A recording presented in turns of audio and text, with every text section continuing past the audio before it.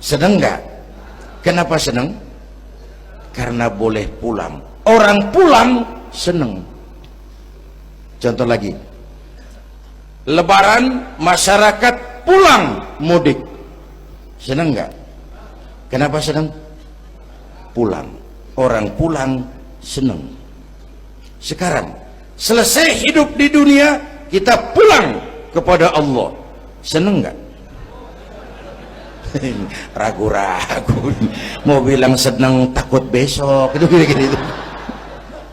Mestinya seneng dong pulang. Apa yang bikin pulang yang satu itu kok berat? Kelihatannya dua. Pertama, kita ini sering mencintai sesuatu berlebihan, berakar di hati. Datang saat pulang tidak siap menghadapi perpisahan. Ada yang bergantung di sini, pulang jadi berat.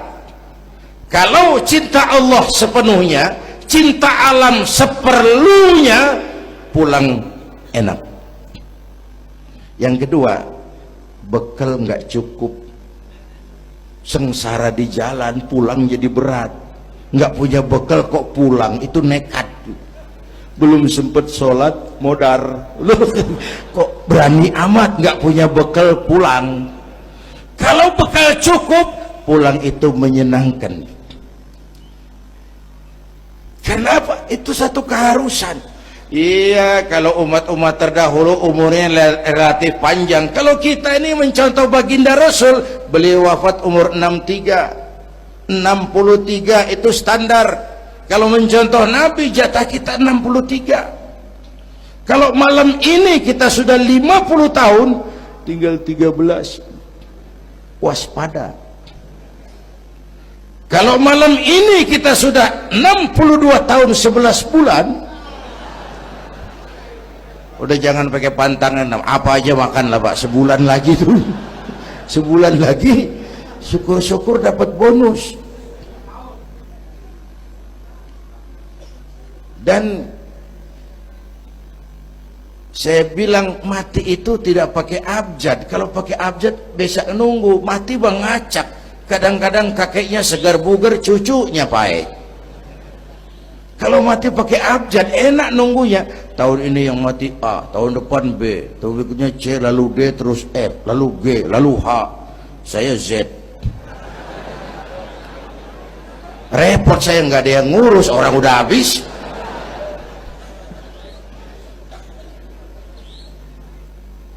Bapak Ibu hadirin, malah aneh.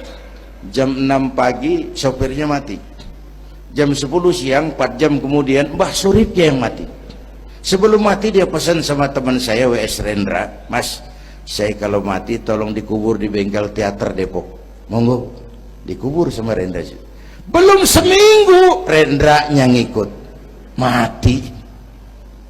1 bulan sebelum Rendra, lebih dahsyat lagi, Michael Jackson mati. The King of Pop, raja pop dunia, mati. Apalagi penyanyi keroncong, lebih mati lagi. Ada hidup sesudah mati, ada akhirat sesudah dunia. Semua kita perantau, dan perantau harus pulang. Bapak Ibu hadirin yang saya hormati, oleh karena itu, dengan semangat itu, ayo kita tingkatkan ibadah kepada Allah Subhanahu. Penutup, Isra Mi'raj itu filter. Setelah terjadi peristiwa itu kelihatan, yang beriman makin mantap, ini golongan Abu Bakar Siddiq. Yang kafir makin kurang ajar, ini golongan Abu Jahal, Abu Lahab, Abu Sufyan, dan abu-abu lain kumpul di situ. Yang ragu-ragu kafir lagi. Ini kristalisasi. Maka dengan memperingati Isra Mi'raj ditambah dengan semangat sholat berjamaah, ayo kita jaga kesatuan, persatuan, kerukunan, dan kekompakan. Bapak Ibu hadirin yang saya hormati, saya bersyukur walaupun belum pernah hadir, tapi saya tahu tiap minggu pagi pengajian Kiai Uci ini dibanjiri oleh jamaah. Alhamdulillah, kita doakan beliau diberikan kekuatan. dan pengajian jalan terus sampai kira-kira kiamat kurang seminggu. Jangan sampai kiamat lah, ngeri. Saudara-saudara, itu yang kita perlukan sekarang.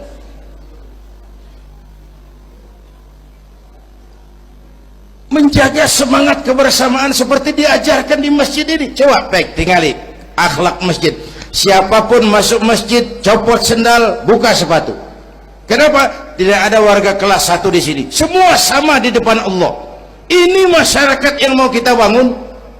Lurah masuk masjid buka sepatu, rah. Camat masuk masjid buka sepatu, mat. Wali kota masuk masjid buka sepatu. Ini Pak yang ngomong dia tuh. Sembarangan tak.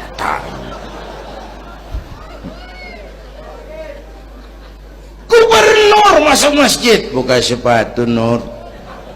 Presiden masuk masjid buka sepatu, Den. Ini masyarakat yang mau kita bangun. Kan keadilan di negeri kita ini masih mahal. Hukum masih sering seperti pisau, tajam ke bawah, tumpul ke atas. Kalau yang kecil salah, hukum cepat-cepat ditegakkan. Yang besar salah, cicing wae pura-pura tenyaho. Itu yang melukai rasa keadilan. Bapak Ibu hadirin yang saya hormati, itu yang melukai rasa keadilan. Kalau mau lapor kehilangan ayam, itu harus jual kambing. Ingin menang berperkara, jual sapi. Ngurusin ayam hilang kok jual kambing, jual sapi. Itu harga keadilan yang harus kita bayar. Karena itu ke depan belajar dari sejarah, kita bukan cuma perlu pemimpin pinter, tapi juga benar. Malahan lebih baik benar enggak tapi pintar ketimbang pintar tapi enggak benar. Capek dibohongi pemimpin yang cuma pintar tapi enggak benar. Disuruh ngurus beras malah nimbun beras. Disuruh ngurus laut jadi bajak laut. Disuruh ngurus hutan rame-rame jadi orang hutan. Gitu. Kita rindu munculnya sosok-sosok macam Umar bin Abdul Aziz. Punten nih, itu Umar bin Abdul Aziz waktu terpilih jadi khalifah, yang pertama diucapkan innalillahi wa inna ilaihi raji'un. Terpilih jadi presiden bukan alhamdulillah, innalillah. Pagi dilantik, malam pesta. Pesta apa? Dangdut? Enggak. Pesta air mata. Di mana? Di mihrab dalam masjid, sujud sambil berlinang air mata. Istrinya tanya, "Bang?"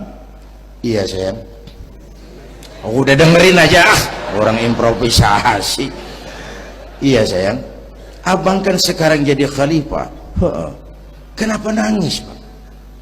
"Itu Fatimah, itu sebabnya saya nangis, karena saya dipilih aklamasi secara sebagai khalifah. Setelah jadi pemimpin yang terbayang oleh saya, yatim piatu yang merintih kelaparan, janda-janda tua yang perlu bantuan, rakyat saya yang belum bisa menemukan haknya secara wajar, saya takut saya zalim kepada mereka. Saya nangis mohon pertolongan Allah." Pagi dilantik, malam pesta, tahajud. Esok harinya karena pemimpin baru, banyaklah pejabat-pejabat gubernur cari muka. Namanya presiden baru, ada yang kirim emas, pakaian mahal, berlian, mutiara, dikumpulkan sama istrinya. Umar tanya, "Fatimah?" "Iya Bang." "Banyak hadiah yang kau terima?" "Banyak Bang, intan, berlian, mutiara, emas." "Kau senang?" "Saya senang Bang." "Oke, kalau kau senang itu hadiah intan, berlian, mutiara, kumpulkan sebanyak-banyaknya dan besok kita cerai. Tapi kalau kau sayang saya, itu hadiah intan, berlian, mutiara, jual, uangnya masukkan baitul mal untuk ngurus rakyat kita." Apa jawab istrinya? Istrinya pun istri beriman, nggak mentang-mentang istri pejabat lalu ikut-ikutan borong proyek suaminya. Kata Fatimah, abang, iya sayang, apalah artinya intan berlian tanpa engkau di sisiku, bang?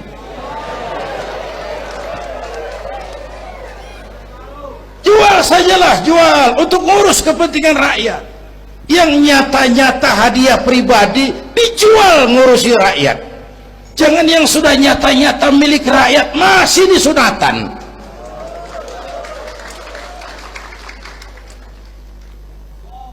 Yang antik lagi, satu malam beliau kerja di kamar pakai lampu templok, nulis. Datang seorang tamu, Assalamualaikum ya Amirul Mukminin. Waalaikumsalam. Silakan duduk. Ada apa? Enggak, cuman mau ngobrol. Urusan pribadi khalifah, kita kan teman lama. Oke, baik. Beliau berdiri, lampunya dipadamkan, ditiup, mati, gelap kamar. Ayo kita ngobrol.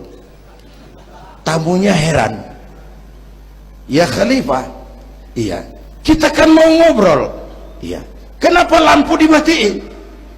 Begini mas, mau tamunya dari Jawa waktu itu, dengerin aja kenapa sih. Gini loh mas, tadi waktu sampean datang tuh kan sampean lihat saya lagi kerja. Iya, saya kerja tadi ngurusi rakyat. Tentu saya kan pakai lampu. Memang lampunya kan pakai minyak, pasti minyaknya kan beli. Iyalah, belinya pakai uang. Tentu uangnya uang rakyat. Kita mau ngobrol urusan pribadi, nggak usah pakai minyak rakyat mas. Ayo ngobrol sampai subuh ini. Kalau yang kecil saja orang sudah berhati-hati, apalagi menghadapi urusan yang jauh lebih besar ke depannya. Bapak Ibu hadirin yang saya hormati, oleh karena itu kita memerlukan semangat kebersamaan, walaupun tidak harus selalu bersama-sama. Ini adalah potret terakhir. Baginda Nabi di awal-awal perjuangan didampingi 5 figur utama. Pertama, Nabi punya Sayyidina Abu Bakar Siddiq. Ini sahabat merangkap mertua, orang tua bijaksana, tempat Nabi tukar pikiran. Kampung itu enak kalau ada yang dituain. Yang kedua, beliau punya Umar bin Khattab, Al-Futuhat Al-Islamiyah, imam tapi jenderal, jenderal tapi imam, gagah, berani untuk Islam. Selesai? Belum. Yang ketiga, Nabi punya Utsman bin Affan, pengusaha tapi santri, penyandang dana. Umat akan maju kalau banyak punya Utsman. Yang keempat, Nabi punya Ali bin Abi Thalib, tokoh muda tapi intelek. Yang kelima, beliau punya Khadijah binti Khuwailid. 5 figur utama bahu-membahu membantu perjuangan Nabi. Begitulah kita berjuang. Mesti punya segala hal. Mesti punya senjata yang namanya golok, gergaji, pisau, silet. Harus punya. Kapan makainya? Lihat lawannya. Yang kamu hadapi apa? Kumis pak, silet turun. Yang kamu hadapi apa? Akar kayu nangka pak, kampak maju. Ini kita sering emosi, nggak para rugu. Yang dihadapin kumis, kampak yang maju. Urusan nggak selesai, bibir bongkar. Anak-anak muda nggak cukup dibakar emosinya. Berani harus, nekat jangan. Berkorban siap, konyol nanti dulu. Mati syahid, ayo. Mati sangit, jangan. Berani sama nekat tipis loh bedanya. Berani harus, nekat jangan. Berkorban siap, konyol nanti dulu. Bapak Ibu hadirin yang saya hormati, dengan semangat kebersamaan saya yakin kita bisa berbuat lebih banyak. Inilah barangkali sekelumit ikut tasyakur saya. Mudah-mudahan ada manfaatnya buat kita semua. Lebih kurang mohon maaf. Usikum wa iyaya bitaqwallah. Aqulu qawli hadza. Wassalamualaikum warahmatullahi wabarakatuh.